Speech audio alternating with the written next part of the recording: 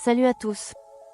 Aujourd'hui, on va parler de solutions concrètes pour ceux et celles qui sont encore en couple avec un ou une pervers narcissique. Parce qu'une fois qu'on a compris les techniques du pervers narcissique, l'étape suivante, c'est de reprendre le contrôle. Voici 10 stratégies puissantes pour se protéger, poser des limites et commencer à se reconstruire. 1. Reconnecter avec ses émotions. Le PN vous pousse à douter de ce que vous ressentez. Reprenez l'habitude de vous demander: qu'est-ce que je ressens là, maintenant? Est-ce que je me sens bien avec cette personne? Vos émotions sont un GPS intérieur. Apprenez à les écouter de nouveau. 2. Identifiez les signaux de manipulation.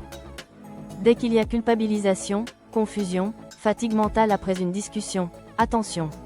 Ce sont souvent des signes d'une tentative de prise de contrôle. Tenez un journal de bord pour y noter les phrases étranges ou comportements ambigus. 3. Apprendre à dire non. Le PN déteste qu'on lui dise non. Et même s'il risque d'entrer en crise de rage, dire non, c'est poser une frontière. Commencez petit, dites non à ce qui vous dérange, même si c'est juste un détail.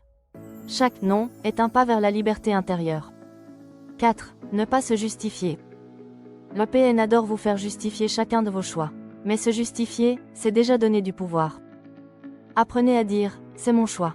Je n'ai pas à me justifier. Je ressens les choses ainsi. 5. Gardez ses distances émotionnelles. Même si vous vivez avec lui, il est possible de créer une distance intérieure. Ne réagissez plus à ses provocations.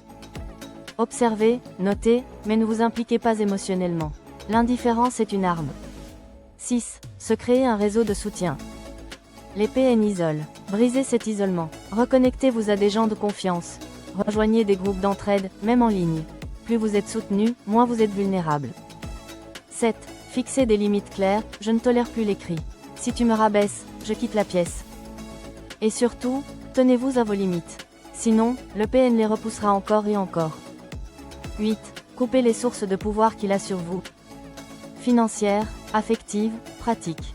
Identifiez ce qui le rend indispensable et commencez à reprendre votre autonomie petit à petit. Même bloquer ces réseaux ou ne plus répondre à ces montagnes de messages peut être un début à partir du moment où vous ressentez que vous respirez mieux. 9. Arrêtez de vouloir qu'il change. C'est l'un des pièges les plus puissants. Espérez qu'il comprenne, qu'il s'excuse, qu'il réalise. Mais il ne changera pas, car sa violence est volontaire. Acceptez cette vérité, vous ne pouvez pas le sauver.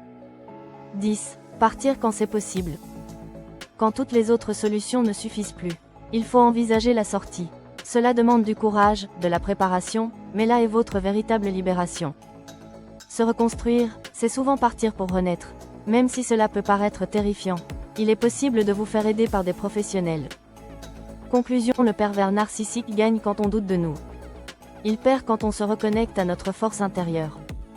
Ces stratégies ne sont pas faciles à appliquer au début, mais avec du temps, de l'aide et de l'amour de soi, on peut s'en sortir, on peut revivre. Pense à t'abonner si tu veux d'autres vidéos pour t'aider à te reconstruire. Tu n'es pas seul.